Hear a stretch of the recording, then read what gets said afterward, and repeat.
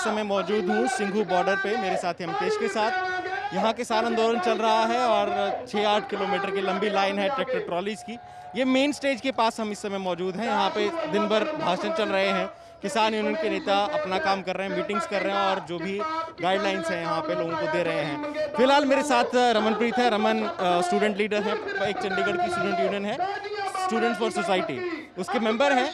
ये भी इसी जत्थे में आए हैं। इनसे बात करेंगे, समझेंगे कि एक युवाओं को और जो किसान हैं इनकी रिजर्वेशन क्या है इन फार्म बिलों को लेके। फार्म बिलों के अलावा एक बिल बिजली से जुड़ा हुआ है, उस पर इनकी रिजर्वेशन क्या है। रमन, मैं आपको अनइंटरप्टेड टाइम दे रहा हूँ। मुझे आप सिर्फ एक बेसिक सवाल का जवाब दीजिए कि इन 3 कृषि बिलों से किसानों को, युवाओं को दिक्कत क्या है। देखिए, जो 3 तो 5 जून को 4 ऑर्डिनेंस लेकर आए गए थे, जो बाद में उनमें से 3 को बिल बना के एक्ट बना दिया गया है। उन 3 में जो प्राइमरी दिक्कत है, सबसे पहली दिक्कत है जो प्राइवेट मंडी का कंसेप्ट लेके आया जा रहा है, और प्राइवेट मंडी के कंसेप्ट से जो इनडायरेक्ट अटैक है एमएसपी पे। अभी इस देश में 23 फसल हैं जिनके ऊपर एमएसपी डिक्लेयर किया जाता है, पर जैसे मक्की की हम एग्जांपल ले सकते हैं। मक्की की एग्जांपल है, मक्की की एमएसपी है 1800 रुपये, ठीक है। 1800 रुपये रेट होने के बावजूद मक्की सारे भारत में कहीं पे भी 1000 रुपये से ऊपर नहीं बिकी है। और जब आप धान या जिसको हम बोलते हैं गेहूं की बात करेंगे, उसका जो एमएसपी है वो पंजाब और हरियाणा में ही ज़्यादा मिल रहा है। वहाँ पे इसलिए मिल रहा है क्योंकि वहाँ पे जो मंडी बोर्ड का स्ट्रक्चर है, एपीएमसी एक्ट में अभी जो प्रोविज़न लेके आ रहे हैं कि प्राइवेट मंडी लगाई जा सकती है। और जो इससे दिक्कत आएगी कि शुरू में तो जो प्राइवेट मंडी है वो आपको रेट देंगे एक टाइम तक, और यहाँ तक दिक्कत है कि जो 8% तक का सेस जो सरकारी मंडी पे लगता है वो इनके ऊपर नहीं लगेगा, इसलिए वो 150 से 170 रुपये आपको ज़्यादा भी देंगे। इसी तरीके से एक टाइम में जो सरकारी मंडी है उनको डिफंक्ट किया जाएगा, बोला जाएगा कि यहाँ कोई जाता नहीं है, वहाँ पे ज़्यादा रेट है, इसको ख़त्म किया जाए। और इसे ख़त्म करते ही आप किसानों को कॉरपोरेट या बड़े जो कॉरपोरेट हाउस हैं जो एग्री बिजनेस में आ रहे हैं उनके रहमो करम पे छोड़ देंगे कि हमें लूट के खा जाइए। और दूसरी जो दिक्कत है कि इसके साथ ही वो चेन ऑफ कमांड शुरू हो जाता है, जिससे मतलब जो सारा जो प्रेजेंट स्ट्रक्चर है उसकी अपनी दिक्कतें हैं, पर वो जैसा भी है वो ख़त्म होना शुरू हो जाएगा। और किसान बेसिकली, अभी तक आप उसकी फसल से लूट कर रहे थे, अभी आप उसकी ज़मीन की लूट की तरफ बढ़ रहे हो। पहली दिक्कत है कि इससे एमएसपी ख़त्म होगी जैसे ही मंडी बोर्ड ख़त्म होगा। इसे ख़त्म करने के लिए साथ साथ एक एसेंशियल कमोडिटीज़ एक्ट था, उसमें जो मतलब संशोधन किया गया है, किया क्या गया है कि भाई एग्री बिजनेस के लिए ओपन करने के लिए 13 जो खाने पीने की खाद्य वस्तुएं थी उनको एसेंशियल कमोडिटीज से बाहर निकाल दिया गया है। एसेंशियल कमोडिटीज से बाहर निकाल, और जो गेहूं और धान है, चावल है, उनको भी उससे बाहर निकाल दिया गया है। उनको खुली जो हम बोलें कि जमाखोरी की छूट दी जा रही है कि आप जमा कीजिए और जब आपको मार्केट के हिसाब से रेट मिलेगा तब आप बेचिए। सरकार तभी इंटरवीन करेगी जब उसका रेट दुगने से ज़्यादा हो जाएगा, जहाँ कोई कुदरती आपदा आ जाएगी या जंग लग जाएगी। तो जैसे आज के दौर में हम आलू प्याज के साथ देखते हैं कि जब तो किसान ने बेचना है वो 10 रुपये 15 रुपये पे रहेगा, जब हमने वापस खरीदना है तो वही प्याज 60 रुपये 70 रुपये तक चला जाएगा। तो ये दिक्कत इसके बाद चावल में आएगी, गेहूं में आएगी।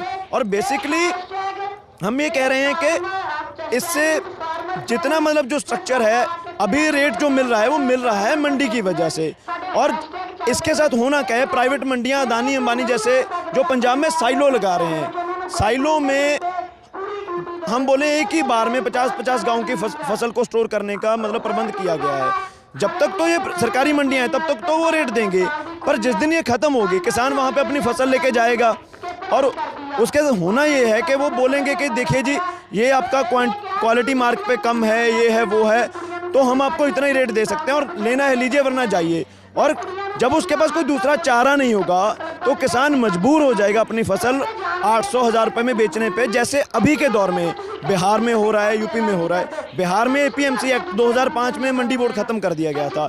आज पंजाब में आम बात है कि बिहार से गेहूं और चावल खरीद के लाए जाते हैं और 800-900 रुपये में, और पंजाब में 1800 रुपये 1900 रुपये बेचे जाते हैं। तो यही पंजाब के साथ भी होना है। तो ये सबसे बड़ा खदशा है कि एमएसपी ख़त्म हो जाएगी। और जो दूसरी बड़ी दिक्कत है कि इससे जो प्रेजेंट स्ट्रक्चर है, ये ठीक है कि आड़तीय सिस्टम की अपनी दिक्कतें हैं, किसान उसके चुंगल में फंसा हुआ है, उसको सुधार की ज़रूरत है कि आसान क्रेडिट का प्रबंध किया जाना चाहिए।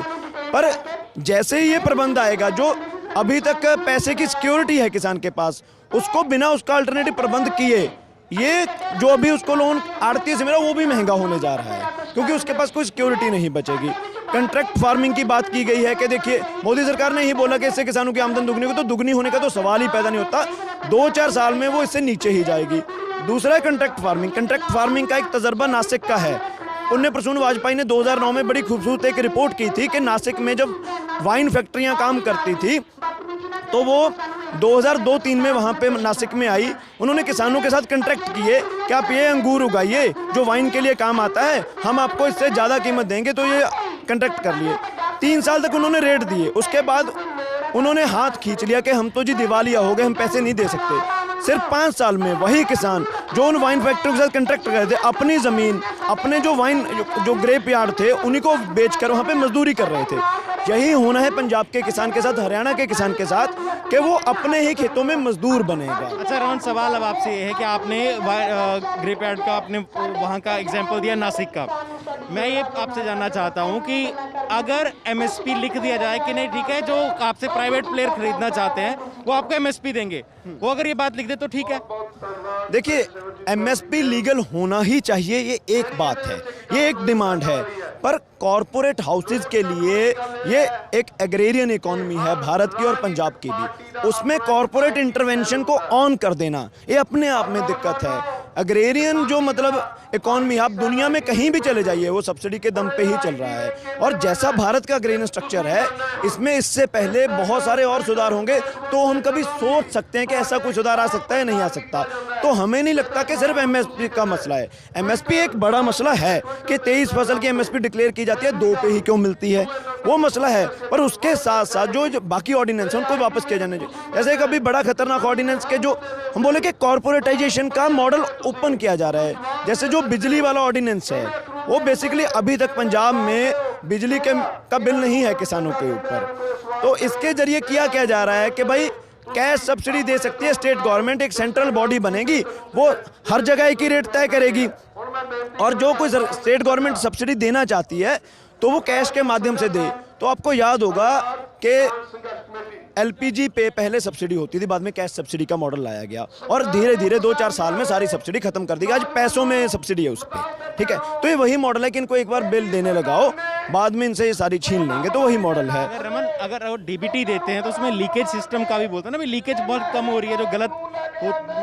गलत लोगों को दिया जाता था पैसा या मिलता नहीं था बेनिफिट उसको मिलना चाहिए था। मैंने ना इससे, मैं लॉ से पहले ना इकोनॉमिक्स का स्टूडेंट था, हमें ना जब हम अपनी इकोनॉमिक्स शुरू करते हैं पहले सेमेस्टर में माइक्रो इकोनॉमिक्स में हमें ना कैश सब्सिडी वर्सेस जो मतलब दूसरी सब्सिडी है उसका एक क्वेश्चन आया करता था, तो वहाँ पे हमें एक्सप्लेन ही ये किया जाता था कि कैश सब्सिडी के जरिए कैसे आप एक टाइम में से ख़त्म कर सकते हैं सब्सिडी। तो वो बेसिक जो मतलब जो न्यू लिबरल इकोनॉमिक्स है उसमें मॉडल है सब्सिडी खत्म करने का, तो इसका हमें कोई वहम नहीं है कि लीकेज प्लग करने हैं, ये बेसिकली सब्सिडी खत्म करने का मॉडल है। और ये अटैक सिर्फ पेजेंट्री पे नहीं है, जो ये बिजली बिल है इसमें जो सब्सिडी खत्म होगी, पंजाब में जो जिसको हम पीले या नीले कार्ड वाले धारक बोलते हैं उनको भी 200 से 300 यूनिट माफ हैं, वो सारी भी इसके जरिए खत्म की जाएगी। तो ये जितना गरीब सेक्शन है, जितना पेजेंट्री है, उस सारे के ऊपर अटैक है। और इसके बाद एक पराली वाला जो ऑर्डिनेंस ले आए कि मतलब आप 2 साल से मतलब ये बहस चल रही है कि भाई इससे पोल्यूशन हो जाता है।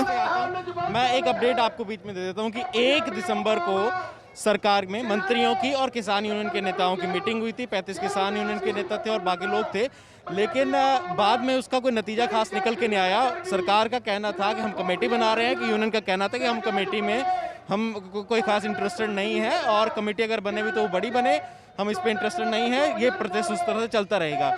मैं रमन आपसे जानना चाहता हूँ किसान का जो डिमांड चार्टर है उनकी डिमांड्स क्या है, बड़ी डिमांड्स क्या हैं मेन? देखिए जो प्राइमरी डिमांड्स हैं इस टाइम में 8 डिमांड का चार्टर इनको दिया गया है।